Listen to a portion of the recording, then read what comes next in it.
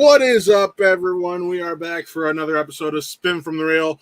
As always, I am Matt Thomas, and joining me is the lovely Alimony herself, Allison Salamoni.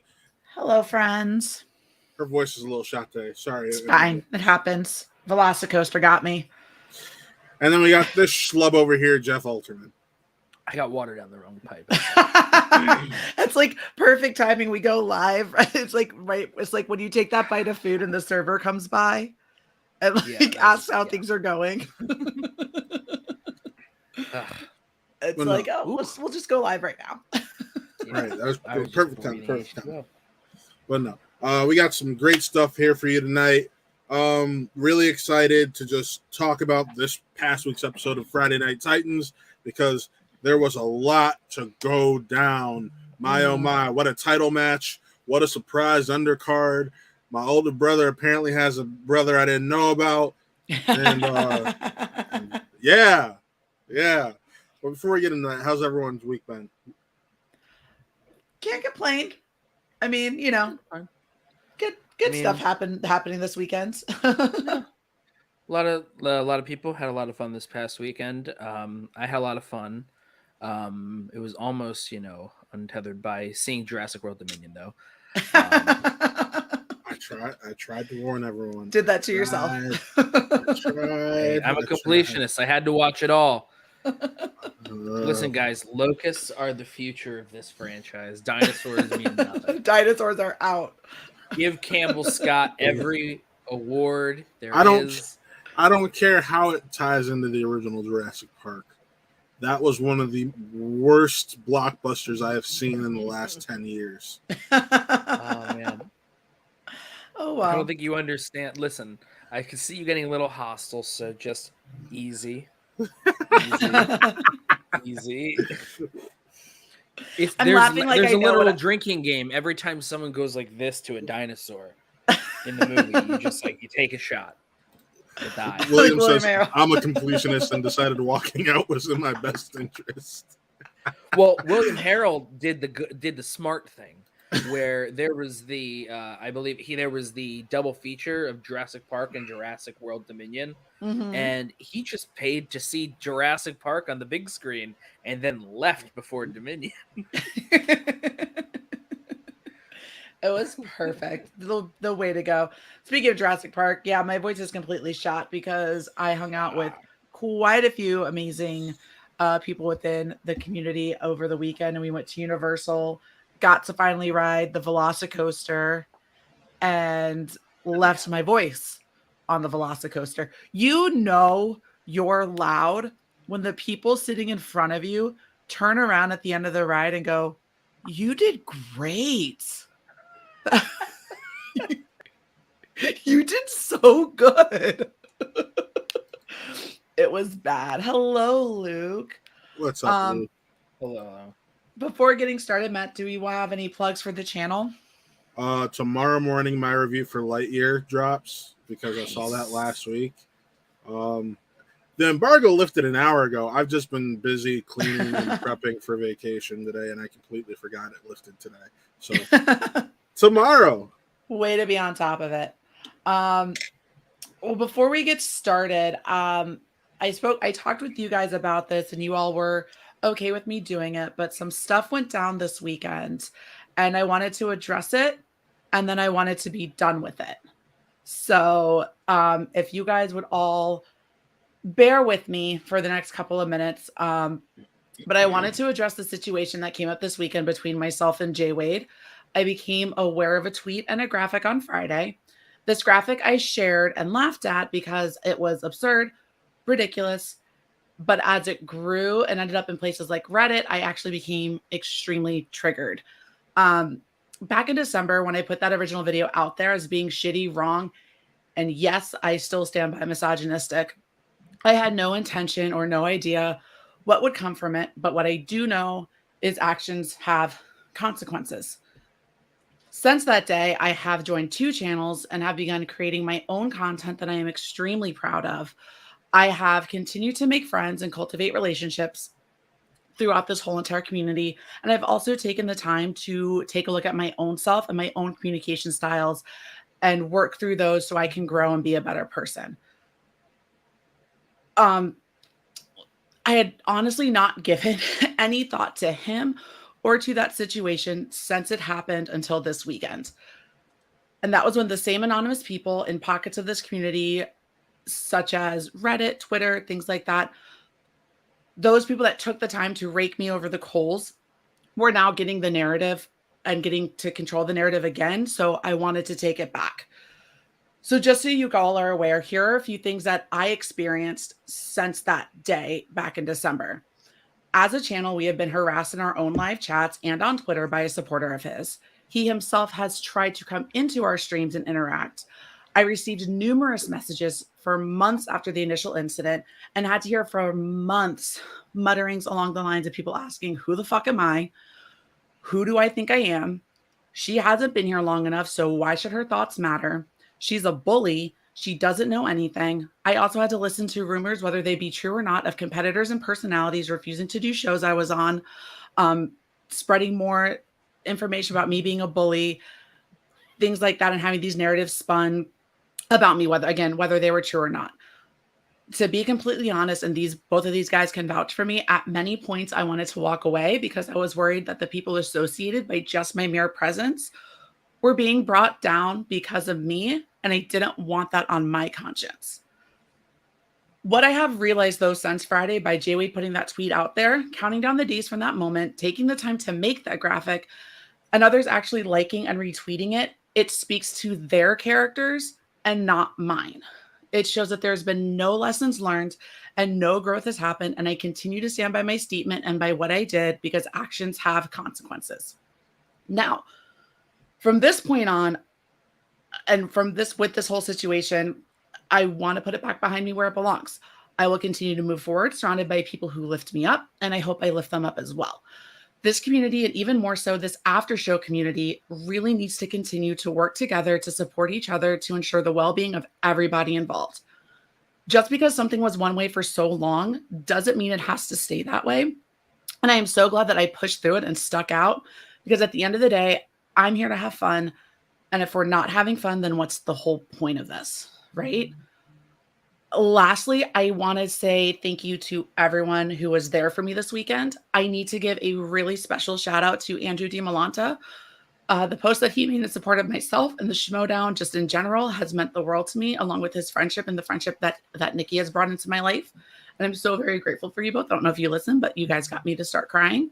To everyone else who either reached out privately or stated something publicly, I want you to know that I hear you, I see you, I love and appreciate you. I am here to move forward, enjoy the rest of season 9, and to keep doing dumb shit with my amazing friends on the internet. So there we go.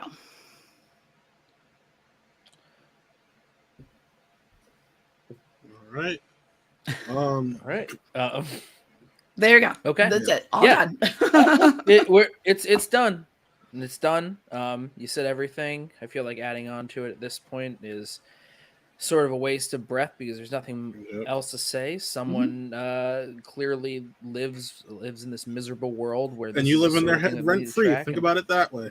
Yeah, and that's fine. So, like I said, from this point forward, with all of it, I have no desire to hear, speak, think of anything with it again.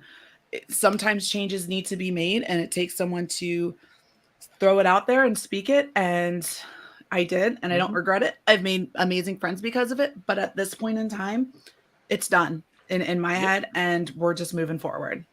But I didn't want this to go on without at least saying thank you to everybody for their support. And this is the right move when someone does this thing in a way where they want to get a reaction and then blame people for having a reaction. There's no point in trying to give air to someone with a eternal victim complex. We move on. The guy's a fucking ghoul, and then we live our lives. Yes, sir. Exactly. So anyway, I'm ready to go. We got some fun wheel slices. So now that the serious shit's out of the way, let's go. What's this show again? What are we doing here? Spin for the room. Let's hope Matt put the right slices up. It doesn't have last week's wheel going. But no, we got a great wheel for you tonight. We got the Dojo takes down the culture, cutting the scenes, a boss move, starring the boss, greatest hits, Wrong Answer Hall of Fame, predictions of what's to come, and the wild card. Perfect. Because we forgot 8 slices on our group chat, and I'm like, I'm just going to leave prediction or Wrong Answer Hall of Fame on there. I love it because we didn't get to do it last week, so that works for me. Woo! But let's get that first spin go. All right, which one does Matt want it to land on? Because that's the one it's going to. That's there we go. Hands up. Oh, this is fun. All right, predictions of what is to come. Wow. So there's what's the basis? So I think first we start with well, I think first we got to start with kind of the cutscene that we had at the very beginning of Titans, where Jen's just getting flowers from an admirer and wondering who it is and what it could be for. What do you think? Ready, go. I'm trying to think of who she has history with within the league. Like the only I was just about to say Dagnino and Guy's on the desk, so I don't think it's Guy. So Dagnino Guy is no longer the character that they would ever try to pull for that. Exactly. I'll say Dagnino, just because I don't know. Look, the name of the season is Reboot, and they're pulling in lots of things that people recognize from before and trying to repaint them all in a new light. So why not have the very weird, Dagnino's weird harassment of her that was, allowed at the time on camera, turn that into something that could be interesting. The other options, of course, could be what Leo was saying there, actually. That was my second thing, was it could be, if not Guy, there could still be Bateman as well. The thing is, for the most part, Jen Sturger is just her personality interviewing. She doesn't really have specific running histories with anything other than the weird harassy comments of Dagnino. And the fact that she's called Jessica. The only other interaction she's really had storyline wise that was major storyline was when we got the slap heard around the world, where she went to try to talk to Roxy after. Yeah. And Roxy kind of went off. Like, other than that, that's it. I'm very curious to see where it goes. I forgot about that. But Brian Nussbaum says, oops, wrong thing. That has nothing to do with it. That was not. My prediction is either Grace or Nick Harley. I don't know how Grace would play into a Jen Sturger thing. Nick Harley, did he hit on her on camera in any of his stuff? If not, is this just because he's a guy with sunglasses that you're choosing his name? No, it's a weird situation. William Harold, I hope the flowers are from Jessica. She could be sending herself flowers, and this is all. Hey! That's what I said. The two things that I remembered being long-term things were the Dagnino thing and the fact that they keep calling her Jessica. That's it. I don't that's, to me, I don't know of any other possibilities. Yeah, no. I mean, I got nothing because I don't know that much. You don't know the It could also be something completely new because they want to carve a new path. That could be. The Den have been a bunch of sneaky little motherfuckers, so. Yeah, but I mean, the thing is, though, if of the Den people, I mean, who would actually try and hit on Jen at this point? It would still be probably Ben. And Ben won't do it because he's in the middle of just hitting on Shannon right now. I just don't think that he would also do stuff with flowers. I don't know. This is a weird thing. I feel like we're really trying to read into just she got flowers. It's what this wheel slice was intended for. But we have a couple of really big matches coming up. Tom for sure, and this will come out at the number one contender tag match. Okay. Speaking of which, number one contender tag match is the main event for next week's Titans, or the overcard, as some people like to call it. What are your guys' thoughts? We got Danger Zone versus King Arthur. I'm really excited to see King Arthur again.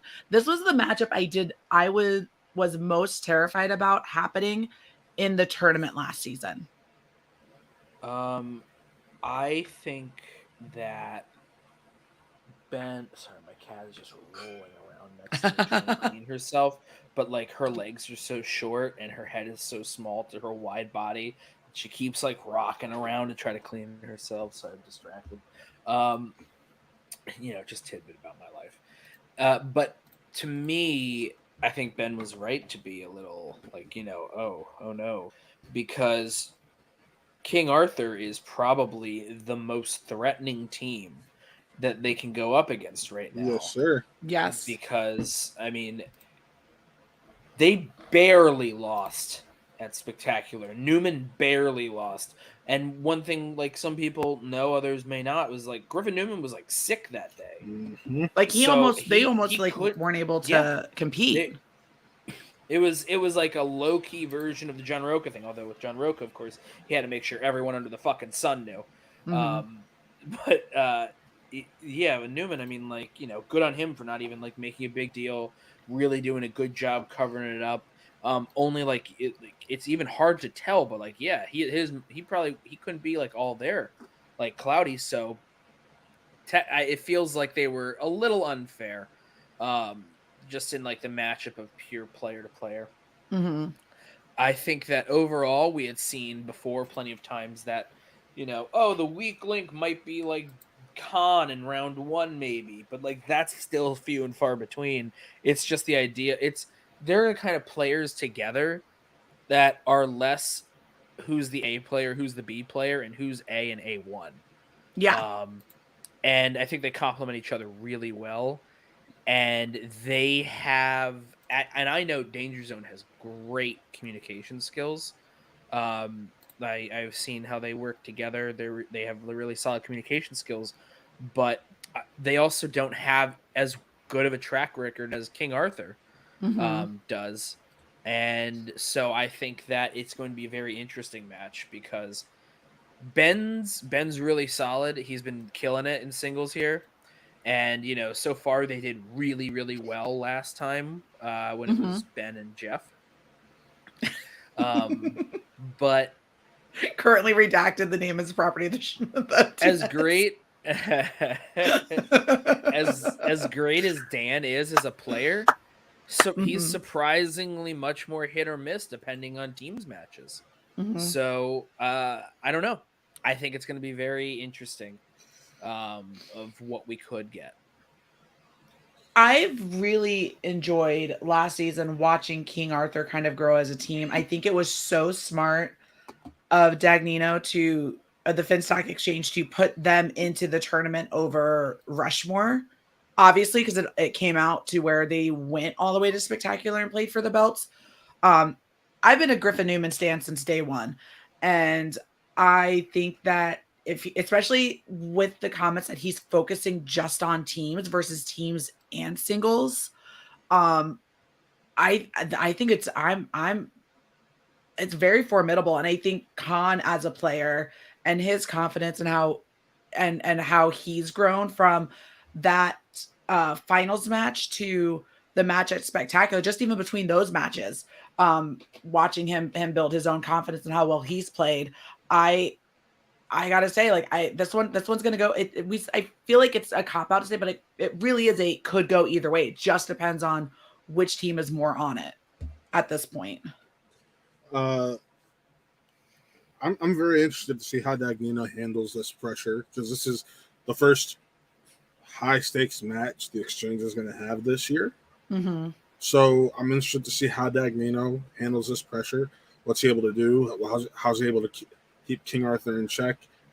And what are they able to do when the pressure gets this hot under them? Are they able to keep that themselves? Are they gonna even need Tom? Mm-hmm. So with that in mind, I love Khan, friend of the show. I love Griffey Nooms. I'm excited to see where they go. But yeah. I have a question for you then. I think I tried to bring it up earlier when after the match was first, announced like after like Danger Zone officially came back and whatnot. But so we have this huge return of this team. They never actually broke up. Now they got a number one contender. Oh, this sudden huge heel turn of Dan. We've only seen them play together this once. So, all right, let's look at it this way. When it comes to Danger Zone King Arthur, and something as huge of a reveal as what happened with the Jeff thing, if they win, what does that look like then with the reveal? If they lose, how does that impact everything from before? Because when there was this huge return of Dan in some form where he was going to take a heel type, turn at the time, didn't really last, didn't really stick. It was going to be this big thing, and of course, after coming back and people knowing they're triumphant, similar to Danger Zone being like killer in their debut this season. What if they lose? Because Dan's thing made the whole reveal still look epic, but it doesn't feel nearly as resonant now, knowing that it's this huge reveal that just led up to a massive loss. Mm-hmm. So, just a curious, just thought of what you think. Because it's against King Arthur too, and then we also have to think of well, what's King Arthur supposed to look like to us? I don't know. I've thought about that a few times. No, well, again, this is the first match. This is King Arthur's first match back as a number one contender match, which makes sense because they ran the gamut of the tournament and lost it spectacular. So it makes sense that they should get another shot at the titles, 100%. I think. I know there are some people out there that on a few of the boards and whatever saying that they thought it was a little weird it was King Arthur, but also those are two of the only 3 returning teams this season because we've lost Corruption now. Corruption's all done. So the only returning teams we have is King Arthur and Danger Zone. And for trying to get another titles match in here, because we got a couple pay-per-views coming up, you got to do what you got to do to get them there. And these teams all did something to either deserve it or you do something sneaky like they did with the Den and with Danger Zone and getting that automatic number one contenders match. The other thing too that we have to think about is now, let's say also, what if they do lose? Dan still has a number one contenders match in his back pocket from being MVP. If Danger Zone loses to King Arthur, is he going to go for another one in teams, or do you think he keeps it for himself? I think Dan will keep it for himself because with Sam Levine being that champion right now, he is that champion, and now the conversations are starting to come up again. Like, maybe Sam is actually the GOAT, and just because he doesn't have as many title, actually winning the title, it's not as close as we thought. Because people think Dan's won the title this many times. That means Dan's also lost the title a few times. Sam Levine has never lost the title. Technically, no, you're right. And he had to relinquish it. There's also this possibility, right? Just we now have this is obviously just a hypothetical, fun idea maybe. Even though we've seen it twice already, this could be an interesting way to set it up a third time. Ben's on a pretty solid roll right now. Now he has the number one contender against Marisol. If he could take down Marisol, he could go against Levine. If he beats Levine, then Dan could use it to challenge Ben, so that way it's something that also stays within the Den between their teams that technically they have a shared belt, no matter what. That's obviously that's 2 matches away for Ben, right? By the other wins away, but could be interesting, and also it could set up a very interesting Bateman Merle 3. So, I also just realized reading Leo Logan's comment in the chat, this is Danger Zone's 3rd number one contender match, and they've not fared well in their previous 2. Oh, they have not. So that's the other thing. Would Dan want to, if they don't get through this, would Dan want to use his title shot for the team that can't even that wouldn't be able to even get through number one contender? So I think it's interesting. They're fun hypotheticals, I think. They're really and also fun. We don't have to worry about something we're not going to possibly see the result of this for a year, or we have to figure out to get people that are 18 hours away to come in and participate for this. Yeah, this time around, for sure. And then again, speaking of number one contenders and the next predictions, we got Bateman Marisol number one contender match. Mm-hmm. And how we see that stack up, because Marisol looked like she was in it to win it with that title match against Sam, where she lost to Sam, but only because of that speed round, right? That's these only title matches, literally only because of it. She was on point with every single question. So the difference between the Dimmelon to Damon 5150 and the Levine Marisol or Levine McKee match was that Damon Dimmelon wasn't a perfect game. Yeah. Mm-hmm. Because of that one wrong question at the end. Mm-hmm. So, real quick, Brian Nussbaum, he's teased IG for years, for like the last 2 seasons, honestly. So at this point, I trust Dan going to play an IG match about as much as I trust Ben to go play Star Wars after 60 days of studying. Hashtag 60 days. Also, that's not a number one contenders match. He wouldn't just be testing the waters for IG, hoping he might be able to do it, and then suddenly use a title match. That's just a waste of it. That's just a waste of a claim for the sake of a silly, match setup. Which, sometimes the showrunners here do that for weird reasons that aren't satisfying. But yeah. I wouldn't hate a Marisol Chance team up, honestly. No, that's definitely them. Especially since you're keeping the crew together and you only have those finite amount of people you can use, makes the most sense. People you could use unless you decide you're actually managing other people, and we just say it's not managing, like Coy and the Real Rejects. Oh, he's not managing; he's just kind of there, they're hanging out. Or Riley isn't really managing Jacoby; he's just his partner who's also telling him what to do or something. Yeah. Mm-hmm. Other than people just generally being like in small cliques, factions don't really make any sense this year. They really don't. And we're already, here's my whole thing with, and I love the idea of the faction system. It's been fun, but everyone has 5 spots. Do we even have a full faction so far? I think yes with Swag, right? Swag has their 5.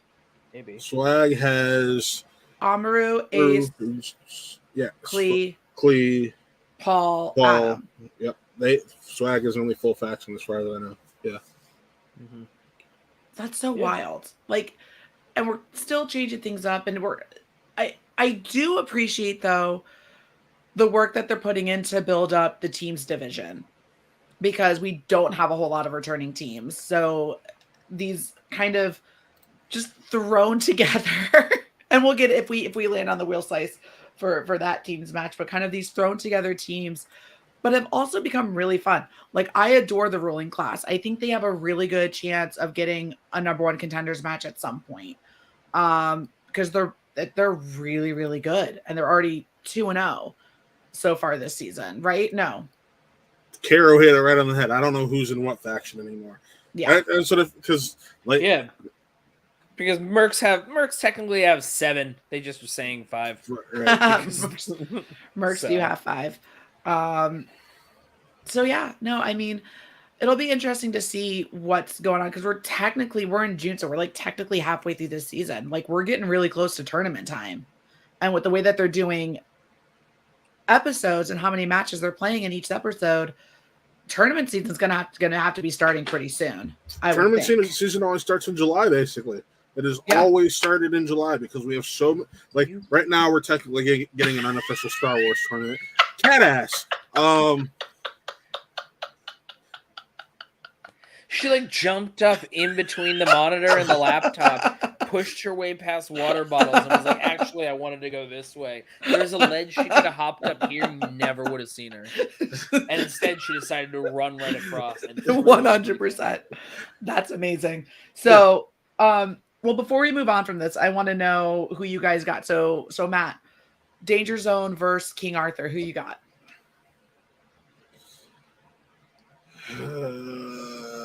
I'm gonna go with Danger Zone, just because I think they're hungry. That's where I'm at right now. I think they're that hungry. They don't want to be known as a team who here. Let me put it. They're like the gold leader of number one contenders matches right now. There is an actual team that you can compare them to, and it was another team that Bateman was on. That's who's the boss. Constantly a number one contenders, could never get to the championship match. Mm-hmm. What about you, Jeff? Who do you think? Danger Zone, King Arthur. I abstain. I don't know. Can you hear me? My screen. Yes, I heard you now. Yeah. You're abstaining. Okay, yeah. I can't figure out, or I just am abstaining. I just want to make sure because my screen was like actually flickering. No, you're good. Like just my head, so.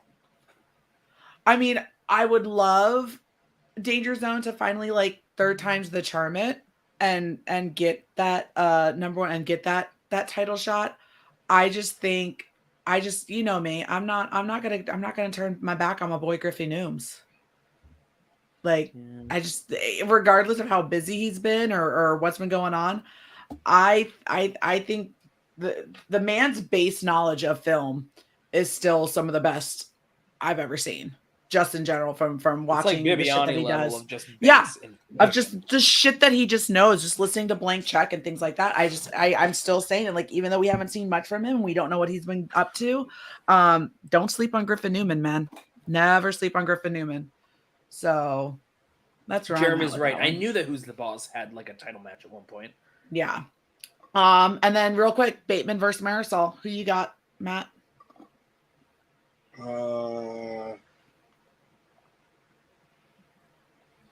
I'm going Marisol. Okay. I want to see her get a rematch against Sam. I love it. Jeff? You already played the fifth once. You got to choose one. Well, I know. He doesn't like picking against Ben. No, it's not that I don't like picking against Ben. It's thinking of both their play and how seriously they like up their game this year. Mm-hmm. I'm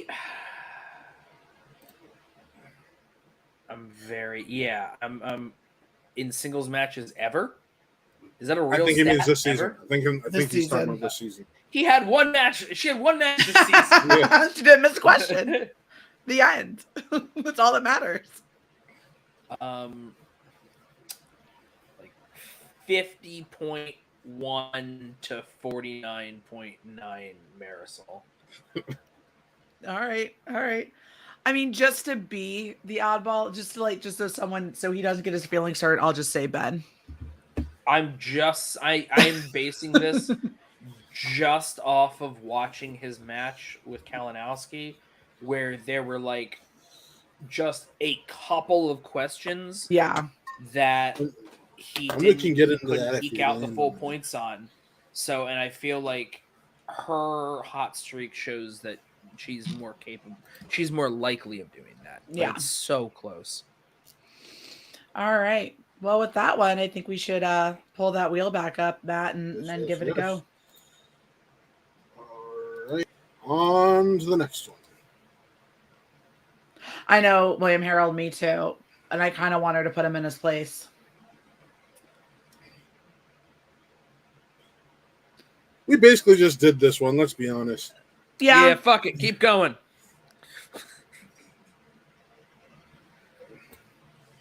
Respin. Meryl Streep. Meryl Jesus Streep. Christ. Look what happens when you don't actually cheat, Matt. Just kidding. This is what I started doing. Why are your hands up like that? Because we make fun of him for cheating. Now we know how digital felt. Okay, and let go. Okay, here we go. You're really, there we go. Bitch. There we go. There we go. Ready, set. Come on. All right. Hey, wrong answer, Hall of Fame. Finally, something. This one came up last week. We didn't get to talk about it, but the reason why we put it on the wheel is that amazing answer in round 3 for Beth May's 3-point question. Yeah. Okay, so I can't find You'll the go, comment right now. Oh, I went, oh no. But William Harold brought up something about how I felt earlier while watching the match.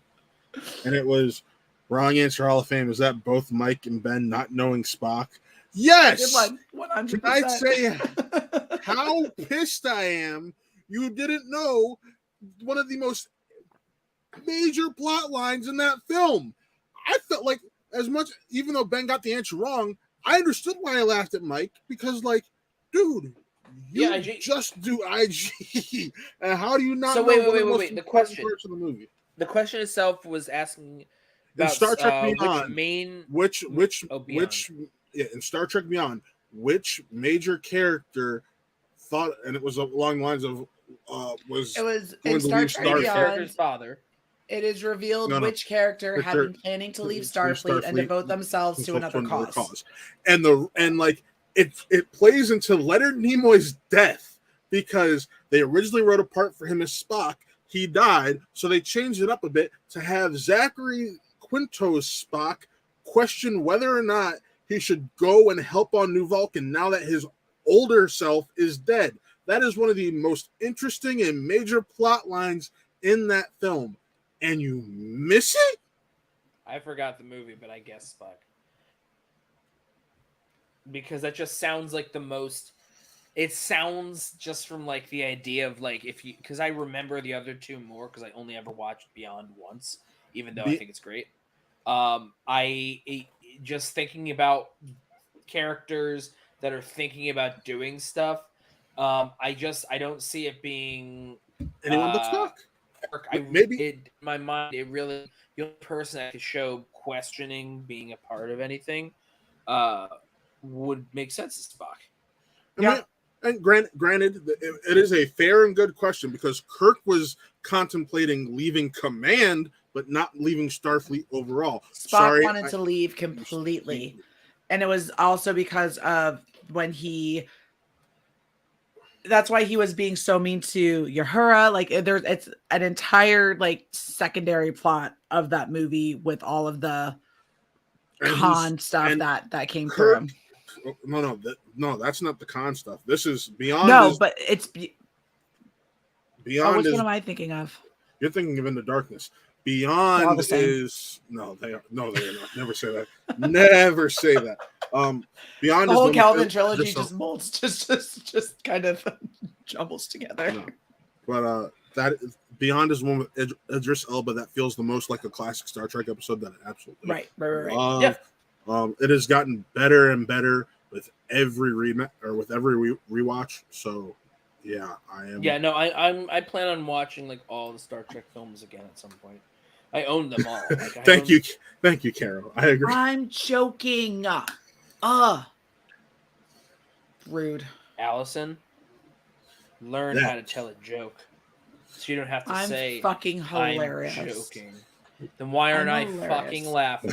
Because you have no soul or sense of humor. We all know this. He has a sense of humor because I'm just laughing. But no. But now with that one, so we also talking about wrong answer Hall of Fame. So we went over the Beth May one.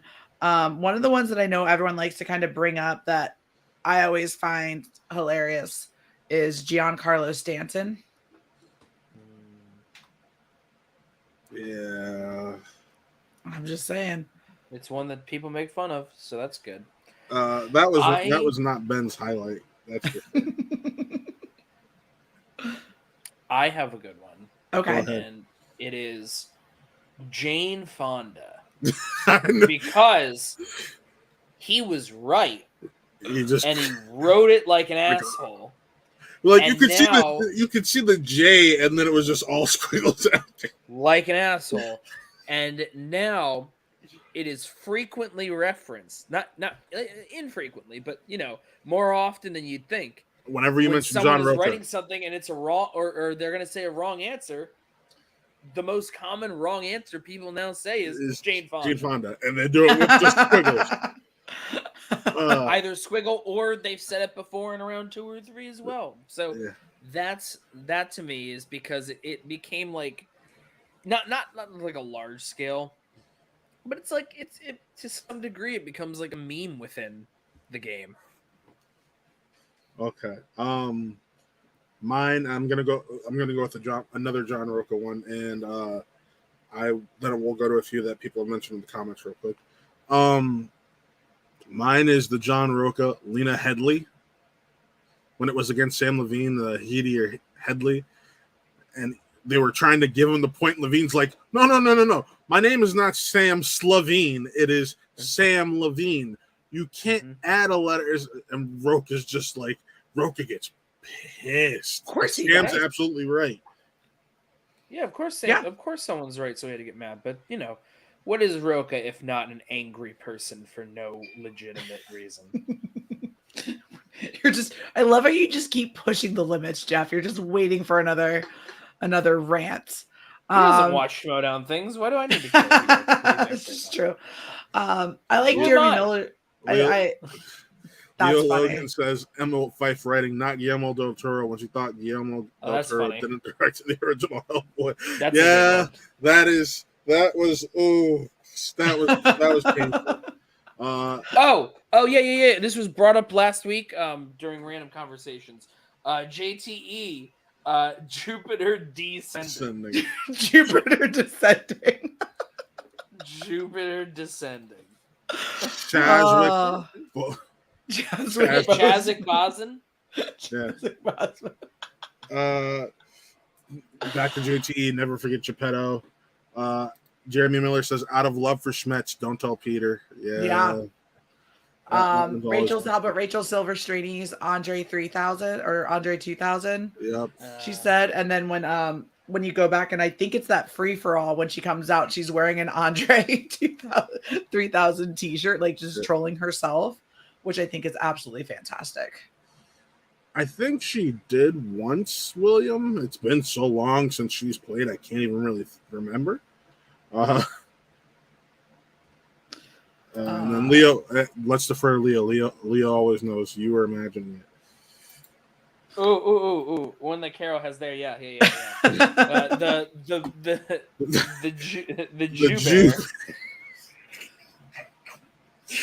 Woo! And everybody's just like, oh no, that was one of the classic JTEs. Woof. Jeremy Miller's saying it right now. That was the same free for all where Snyder comes up dressed as the Bear. Yeah. Oh wow! And he was on stage with Snyder, and that's why people were like, "Dude."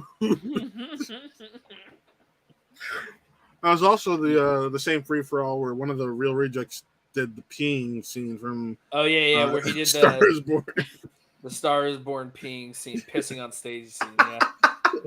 He just came. Greg Alba came in character as Bradley Cooper from A Star. And used a water bottle and just squeezed it.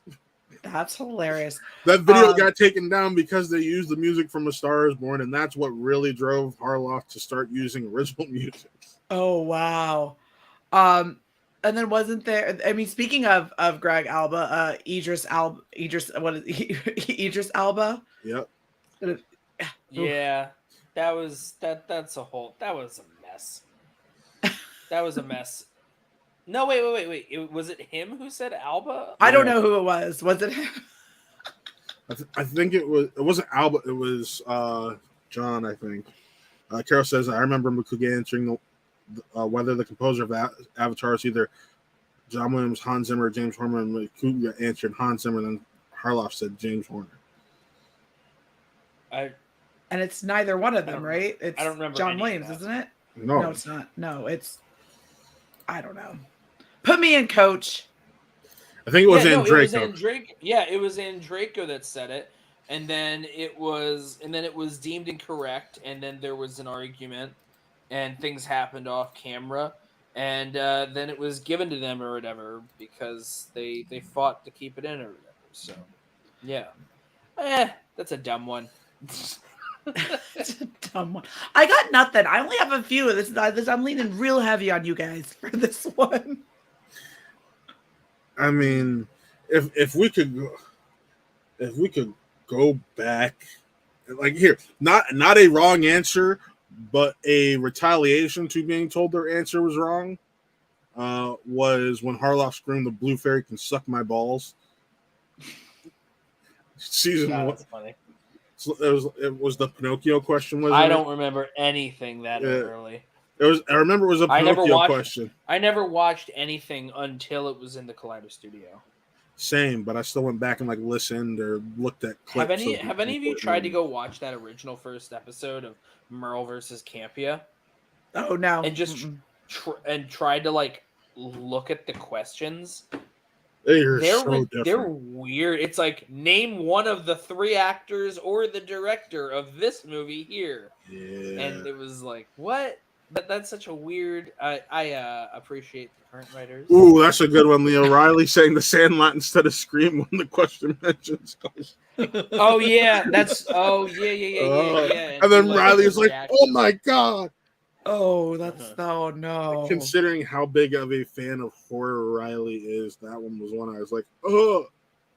That's funny. Oh, what Caro just said here, and then we'll move on from this one. Yeah, when it was Clark Wolf versus Sam, and she could have won the belt against him, and she said Southside with you instead of Southside, or Southside with me. Yeah, Southside with me instead of Southside with you. That's tough. TBL says Tricenatera Tour Tops or whatever. Yeah. I love JTE. Oh my god. He owns up to it. You got to give him respect for that. I said I watched him in PLD in a Video Chronic quiz for The Rock, and as it was going on, I literally wrote in the chat, I get why they're called JTE rules now. Yep. Every single question. Can you repeat? Can you repeat the question? Woo! Oh, what a gem. All right. Before we move on to the next slice, we have 2 Streamlabs from the wonderful John Lestrina. Love him. And of course, they wouldn't be. We have 3. My oh my. All right. First one. Money will come and go. We know that. But the most important thing in life, will always be the people in this room right here, right now. Salud, mi familia. Dominic Toretto. Allison did a good tweet and made me so happy. Family. #family forever. The other one. I have money. It's trust and character I need around me. You know, who you choose to be around lets you know who you are. And 1 car in exchange for knowing that what a man is made of, that's a price I can live with. Look at all these people down there. And the last one, they follow the rules for what? They're letting fear lead them. What happens if they don't? Life's simple. You make choices and you don't look back. Han Lu, wise words, wise man. What a character. Man, what a movie. #family. #family. #family. I rode Supercharged this weekend. Isn't it incredible? The people behind, we got shushed by the people behind us because we were having so much fun. So Jeff, that's one of the things we're writing next Sunday, right? Vin Diesel is bigger than the helicopter. Don't spoil it. I am looking forward to this. I am buying my Toretto cross at that ride. I have already made that known, and I will be wearing that shit forever afterwards.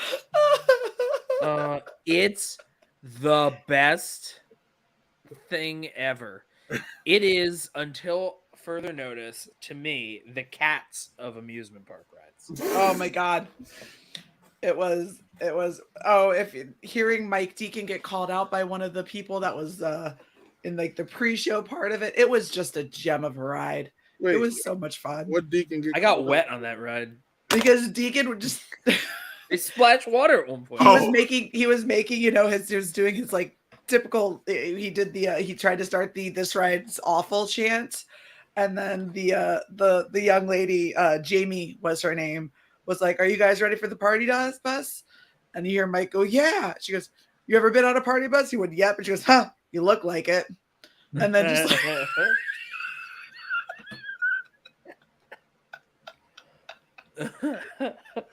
it was so much fun. This weekend with all of them was just the brightest light on like what the show weekend was so great. Like, I'm glad that you got to experience it. That was a lot of fun. It was. I had the absolute best time, the most amazing time with all of them. They're all incredible human beings, the best of the best that are ever to exist. Yeah, Latrina, we talked about was you while we were going through. We wanted to take pictures. We wish you could have been there with us. Like Jeff and I will be there 2 weeks from yesterday, and I wish you were coming. Like that would be awesome to just ride that with you all day. Jeff will do. All right, let's get that wheel back up. Let's see what we can get. Let's see if maybe we land on a match. Bethany Curl successfully rode that ET 40 times. Ride 40 times sure on the 40th anniversary of ET. I will do the same with Supercharged. Okay. With that, I'm spinning. No express pass. Just see if we can get in it 40 times. No express pass. I will tell them the plan is this. Thank God I'm staying on hotel free. Motherfucker. Hey, Matt, can you start rigging the wheels so it uses the changes? I didn't have to rig it that time. All right. Dojo takes down the culture. Allison got her wish. We got a match. This was a fun one. I'm so glad Winston's back doing that's not Winston. It's not Winston.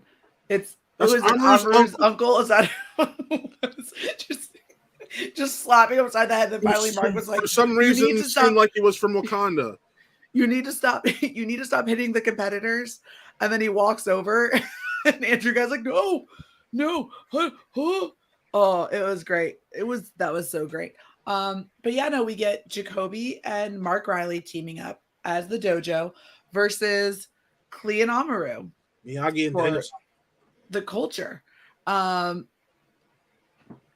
had a pretty rough round one. Yo, so I already got on Amaru again, but I'm like, actually earlier today, I'm gonna get on him for this. How the hell do you miss Hook?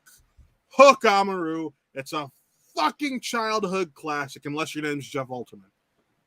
I'm sorry that my childhood only involved honesty. It's not a bad guess, though, because when you think about it, Jurassic Park was released in 1993. Hook was 91. So if you aren't sure on the release date, it wasn't a bad guess. It's funny that you say that because I actually, in my mind, I couldn't remember the answer. I thought that movie was like 91 or 92. And so I guessed in my mind Always, which is the Richard Dreyfuss movie from 89. So there are a couple of choices that when people are thinking about stuff, you can end up being yes, I am therefore nice because I am honest. Amru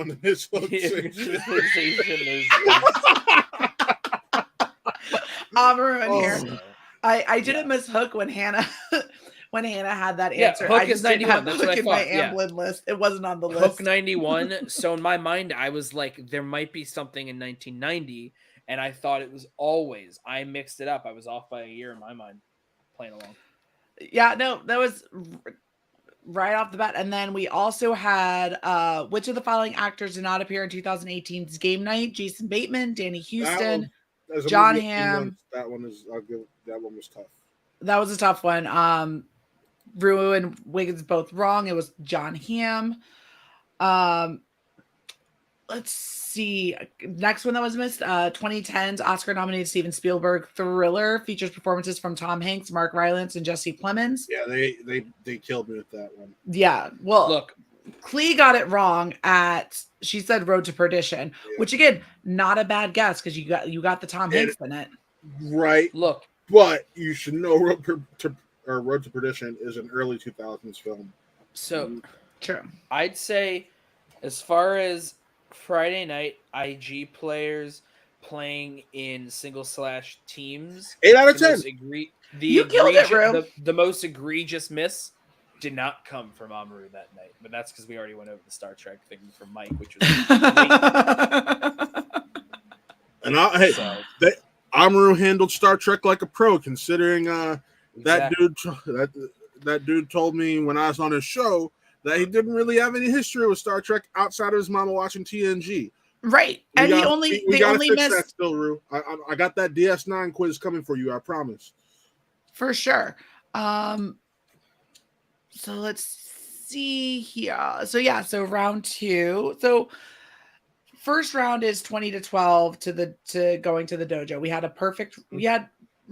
Riley had a perfect round and got the bonus, which, I mean, Riley crushed it. Everyone crushed it. Rue, you did a great job. I see you in here. Proud of you. Good job, friend. And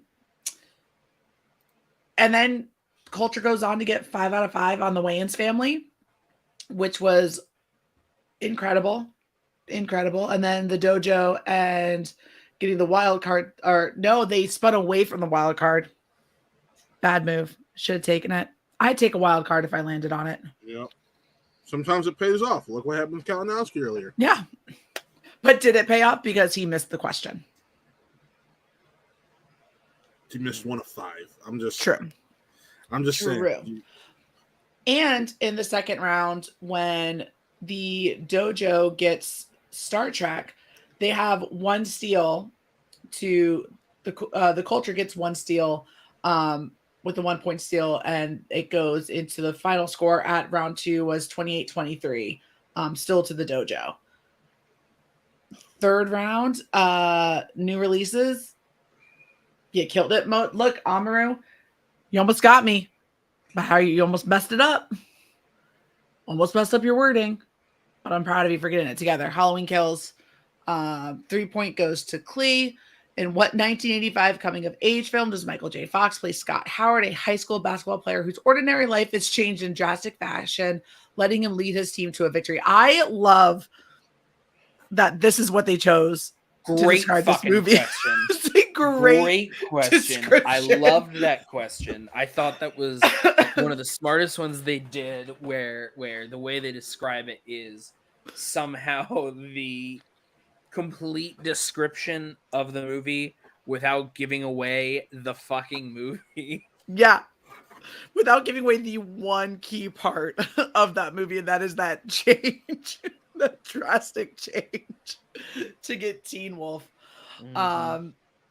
And then it goes back to the dojo for the 2-pointer. Sly and Arnie. After his quiet life is interrupted, retired soldier John Matrix sets out to take down a dictator named Arius and rescue his daughter in what 1985 Schwarzenegger film? Commando. I think I might have to put that on the list for you've never seen it, because I haven't seen it. I haven't seen it either. Yeah. Well, let's do it. Episode right now. Ready, set, go. Watch along. And then back for this 5-pointer, y'all. Rue. What 1995 family film features cameos from Clint Eastwood, Rodney Dangerfield, Mel Gibson, and Dan Aykroyd? To be fair, I remember Jeff when Jeff and I played trivia, and I've asked him questions about uncredited roles, because those are uncredited roles. Jeff is always called foul, so I was shocked when I had to look. I'm like, oh, those are uncredited roles, huh? We're asking about uncredited roles now, huh? They asked about uncredited roles last year. In singles teams, they're much less. So here's the thing: Wikipedia normally notes if something is listed as uncredited. I didn't open up IMDb yet. Yeah. It IMDb doesn't has them list listed as any uncredited. of those it doesn't list any of them as uncredited here. It just listed under cameos, like a section devoted to cameos where they're credited as a cameo. So, but that's why I think that's probably why the question is worded how it is, because it's cameos versus uncredited. You know, Amaru. But I ain't seen Casper since damn near 98. That's because it came out in 1995. You didn't see that's it. his See point. that. I know. But no, it was a tough one. When I went to IMDb and I saw uncredited, I was like, huh. So we're going with uncredited now. Well, there was another one. There was one last year where it was they did it uncredited. The answer was To Wong Fu. Thanks for everything, Julie Newmar. But I think there's some. I think Robin Williams has an uncredited cameo in that movie.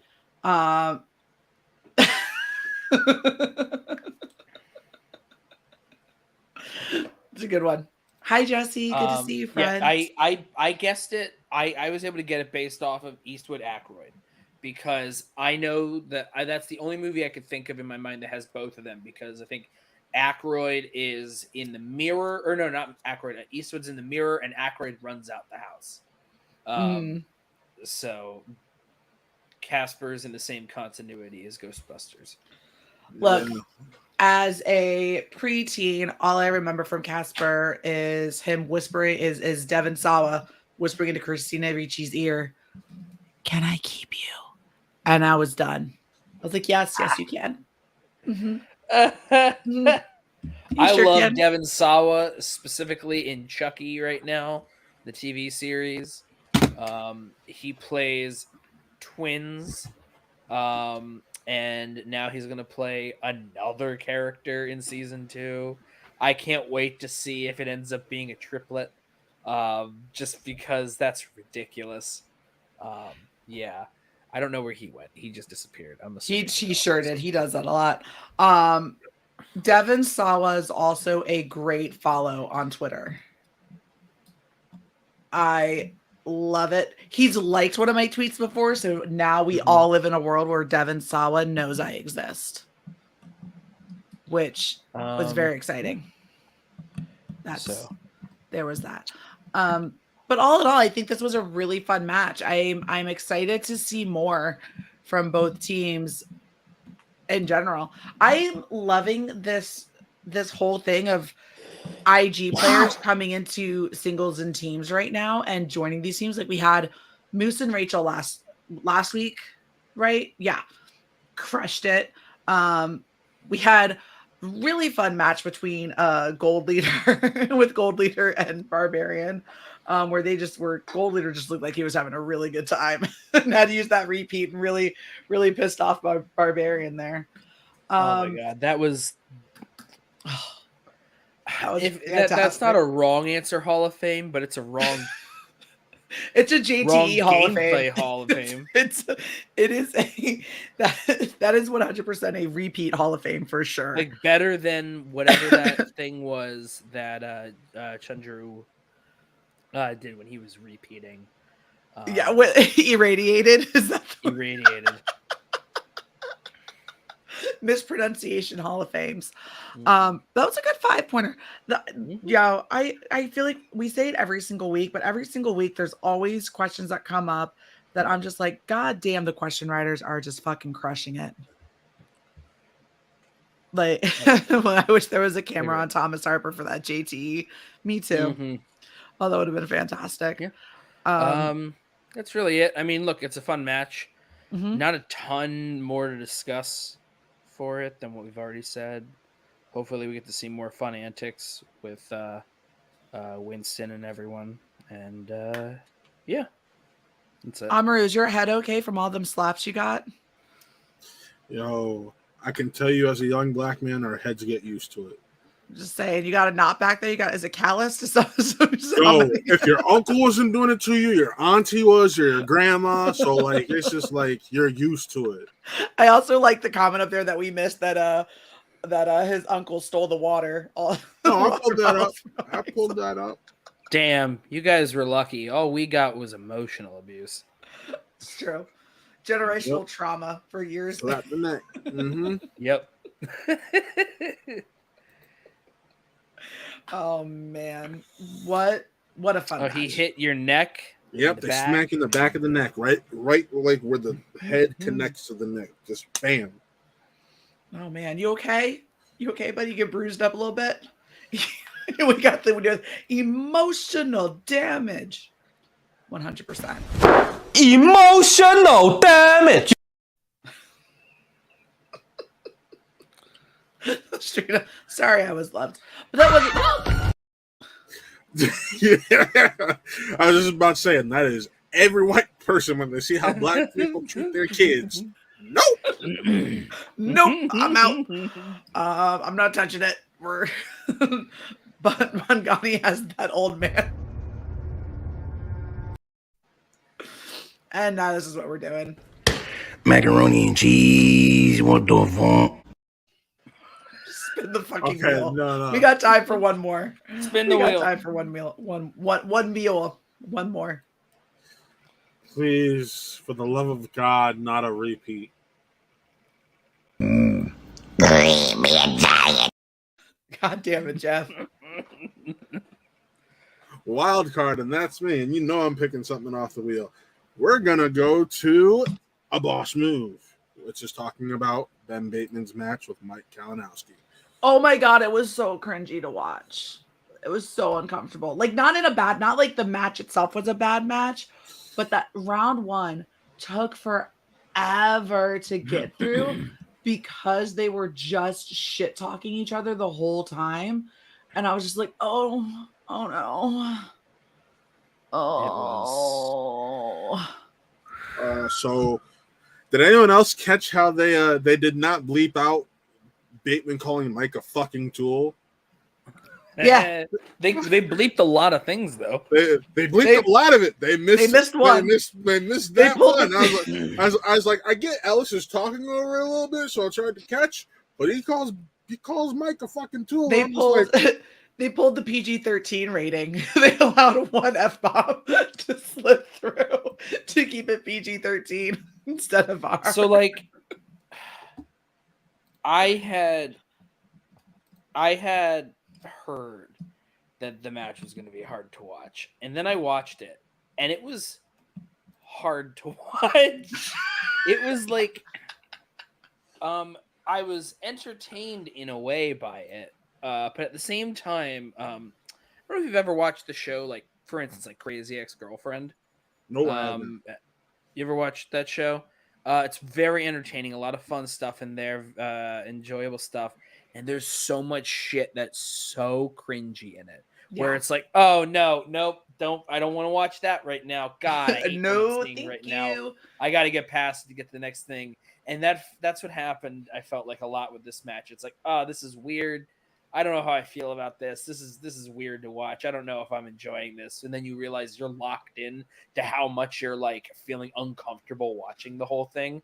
Because it's like, all right, think about the Mike thing. Mike being like, oh, what's the best way to taunt Ben for using TikTok? Look who's here. Or it's like, what's the best way to taunt Ben for using TikTok? Oh, I know. Do an awful screaming version of the oh no TikTok sound. And not even singing it the right way. It was like I felt like my back go rigid and he'd just be like, ooh. It was like I want to turn it off, and then I'm like, no, I have to get past it. Well, and like Mike Kalinowski, I was like, Mike Kalinowski doing that reminded me of it made me think of like my parents trying to use TikTok. And like the one thing that they could think of is relevant to pull from it and be completely off base. Is he turning face this year again? Is he back to face stuff? Because it didn't seem like it. This was really weird because this was like he's all one heels? Of the greatest heels that we've had, and then he was like a likable guy before, and now he's going back to being likable and having fun, and then suddenly he's like, now I'm a fun guy attempting to pretend to be a heel, even though I was a legitimate one before, and it felt like a parody. It felt like Transformers 4 Age of Extinction. If you watch that, when I binge those movies in a row, the first 3 in a row, they felt like actual Transformers movies. And the Transformers Age of Extinction, the exact same people involved that are then like, all right, we're gonna change things. And then it felt like a parody of the exact stuff they had already done better. And that's what it was. It felt like this ex-great heel trying to pretend to be a heel again, but it felt weird. It didn't work that time because he's already back to being a face, and it felt like fake heelishness. It felt like acting. But it also, and the way that, I mean, I can see that. The way I kind of took it as was he just does it like Bateman, so he's just going, it's not that he's being a heel, but he's gonna like being a he's trying to just giving it back to him because realistically, when you're the face, you're supposed to just take it on the chin and just have quips back. You don't just attack the guy for doing TikTok. Yeah, but it's also Kalinowski, so yeah, I know. I'm just saying, like, look, I get the idea of wanting to try to fight fire with that tone, but it felt weird considering the scene before of them setting it up was Ben being the dick, Shannon being like, don't let him get in your head, and you're better than this. Shouldn't have been him. This is like, it's not so much he got in his head. It was, I don't know how to describe it. It feels like he'll be fine after this and more face like again, probably. This felt like a one-off thing in reaction to him. Cool, but it didn't land for me the way I think it could have. There are ways to have even tried to do it, and it felt like they didn't do that successfully. Right. On a creative level. Mike, as always, is always you want to watch Mike. This is about watching this person that you love on screen, having to play it this way, and it just not working despite you liking the person. Yeah. Nope, I agree. Well, getting into the match, first round, Mike misses the first question like right off the bat. So shit talking commences immediately.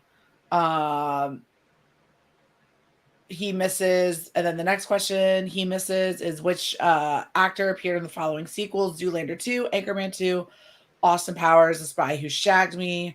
Correct answer was Will Ferrell. Why did these questions all felt like they took 8 minutes a piece to get through? Because they were going back and forth at each other, and it was just like, literally felt like I was watching an episode of The Real Housewives when they get mad at each other. It was like the dinner scene that's now the meme of Taylor Armstrong yelling and screaming. That's just your opinion. And then the cat just what all of round one felt like for me. The entire thing. And you were the cat. I was the fucking cat. The difference is this isn't supposed to be trash television. It's not supposed to be grade A smut. It's supposed to be fun. So those were so Kalinowski got those two wrong. Holiday films, Bateman didn't have an answer for that one, and then for Western as well. That's exactly what it's probably about. The one where she's like that, and then it's just a cat at the table. That's a Housewives meme. Jeff, as my fellow Always Sunny in Philadelphia fan, when this question was asked, hi Jake, what Middle Earth actor features alongside Renee Zellweger, Jeremy Irons, and Lance Henriksen in the 2008 Ed Harris directed Appaloosa? Did you say the name as Vigio Morgenstern? Because I sure did. No, because I know his name. I didn't. The whole time I'm like, fuck you, Paul. Fuck you, Paul. Fuck you, Paul. I went through every way. I joked. As soon as Frank said the right answer, but I looked at him, I was like, Vigio Morgenstein, because we love Always Sunny in Philadelphia. So if you don't know the reference, September 18th, go watch it. Oh, I'm so jealous. And then Kalinowski misses horror. Ethan Hawke, Vincent D'Onofrio, and Fred Thompson star in what 2012 Scott Derrickson film about a novelist who moves into a house where her family was murdered. Literally, guys, PJ. I feel like this is the premise of all horror movies. Is it not? For like 99% of them. Read it again. And I know you're giving us actors and directors, but I love how blatant and simple the description is. Ethan Hawke, Vincent D'Onofrio, and Fred Thompson star in what 2012 Scott Derrickson film about a novelist who moves into a house where a family was murdered. That's not all horror movies. That is not all horror movies. It's like 92%. Pieces of horror movies. Pieces. They're all familiar. It's a horror trope, but it's not. No. It's a series of horror tropes mashed together. Yes. So what's good though about it is the description like that makes it sound super generic, which is a good way to frame the question. Because So they're like, okay, it's a horror movie. I know that right now. The director, those are the ways you narrow it down more than the generic description. It was fun. So I see exactly what Allison is saying, even if everything she said on a fundamental level was wrong. No, I'm joking. But yeah, I get exactly what you're saying. This is my last show on Spin from the Rail. Have a good one, That's guys. Awesome. I'm gonna make a statement on my next channel next week. Yeah, which channel is that going to be? I heard show me the money needs. Let's find out. We'll figure it out. So yeah, and then of course Kalinowski makes one of his classic joke answers of "This room stinks," and it was sinister. So they finished round 1, 8-7, to Bateman, who defers to Kalinowski, gets the wild card, keeps it, spinner's choice, and does a whole 2.5 minute long speech of what he's gonna pick. And decides to go with Star Trek. And then, of course, we have the famous wrong answer that we don't need to go with anymore. And then, of course, Bateman spins. He gets David Fincher, keeps it. And that's where we get classic Bateman tropes, where he's acting like he doesn't know the answers for every single question and lets the 15 seconds go for every single question. It's a long round 2. So it was a really long match, and it felt long. It did. It really did. At one point, and again, love him or hate him, but at one point, I kept staring at the hair. It was.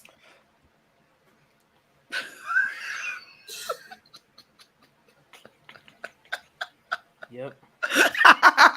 Jeff's like, I can't talk about it. My OCD. I can't talk about it. I had gotten over it. I had forgotten about it. You reminded me. I just wanted to reach through the TV and pat it down.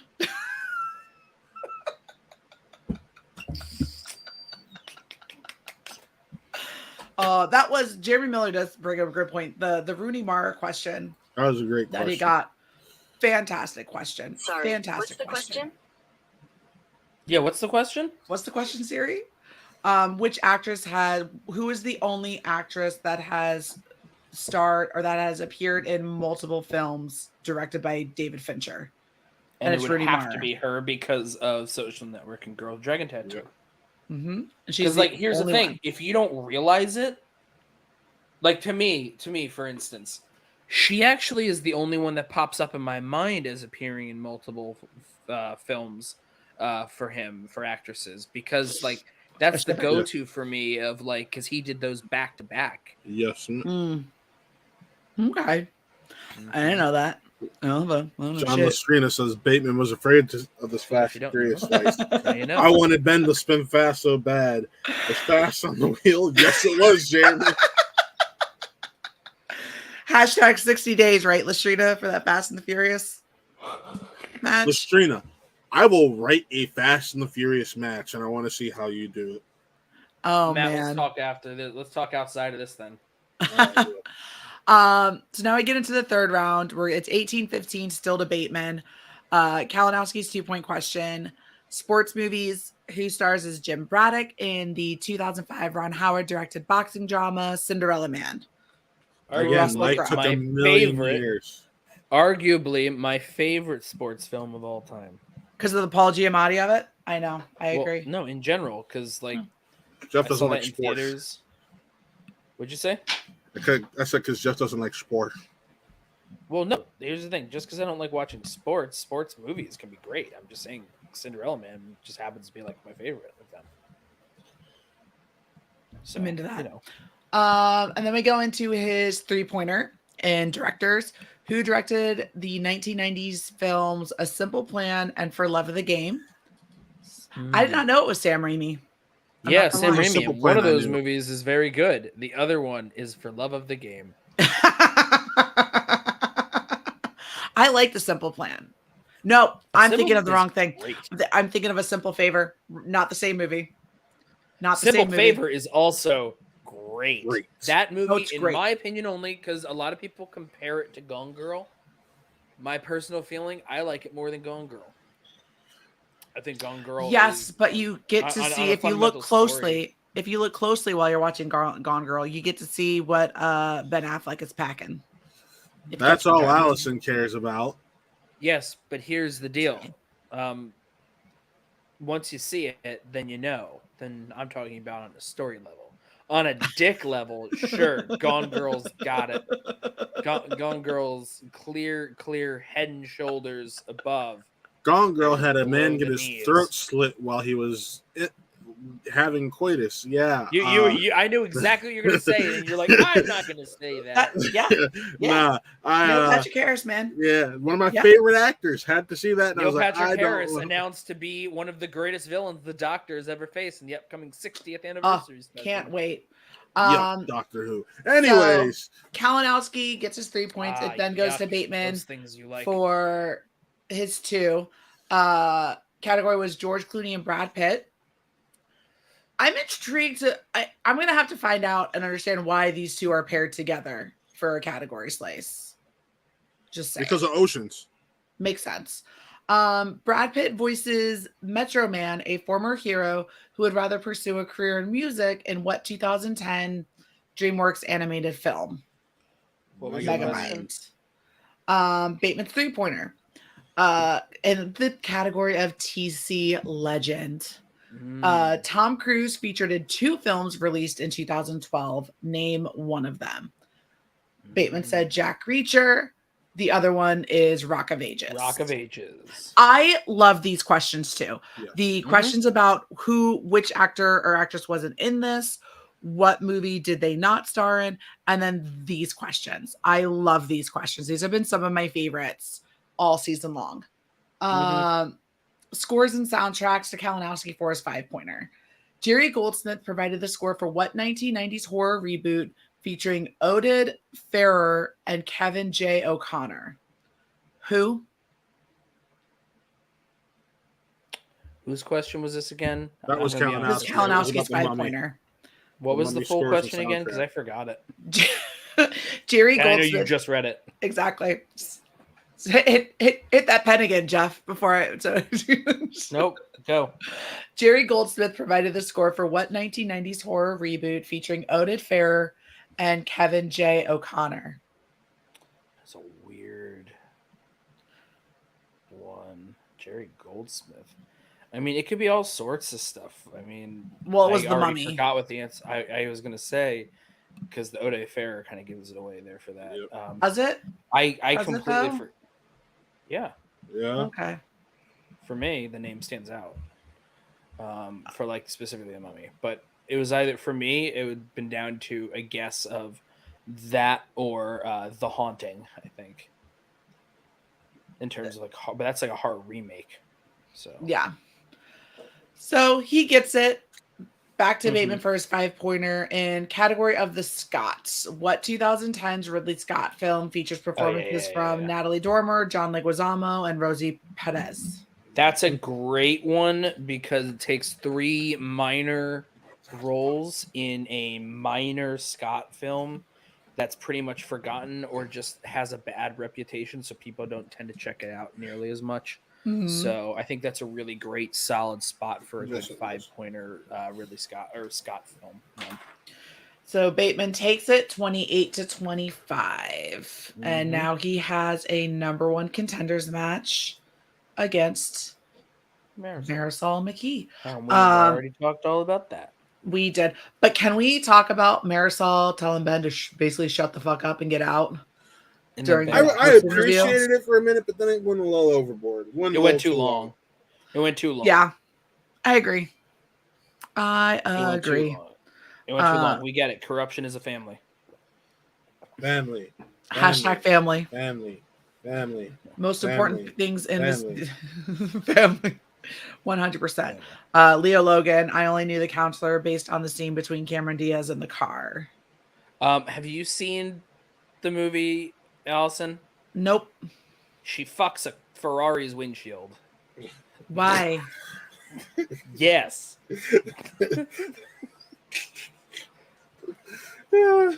Why? I don't know, but Javier Bardem loves it. He's in the car when it happens. Allison's like, I don't know if I need to see this movie. It's not going on the list for now.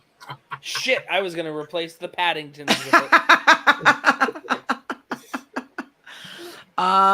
Well, this was fun. Well, speaking of which, before we get out of here and plugs and all of that stuff, tomorrow I got episode 3 of You've Never Seen It releasing on audio platforms. Just make sure you subscribe to Flick and Reel. It'll also be up on our YouTube page. I'm joined by last week's guests here on Spin from the Reel, Adam Witt and Paul Preston, the movie guys, and we're talking Blade Runner this week. Looks like so we didn't upload the thumbnail. Whoops. That's all right. I didn't send it. It's fine. Well, hey guys, you can follow the socials right there. That was last week's episode, which is up on our YouTube now. But at least it has the information you need. Has the information you need. Tomorrow. Quick thinking, Jeff.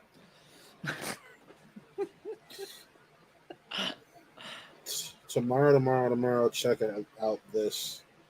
That's this is my only review this week. I got one next week. And then y'all won't hear from me until Thor, Love and Thunder. Ooh. Did you guys get your tickets? I did, and then I've known when I'm going to see it for my preview screening for about a week now. So nice. I'm gonna talk to Paulina about when we want to go see it. So just haven't done it yet. Taking my godson opening night along with Jenny, of course, and Nick and his girlfriend will be joining us as well. So very fun. Yeah. But with that, folks, remember to spin from the reel and not the peg. Have a good night.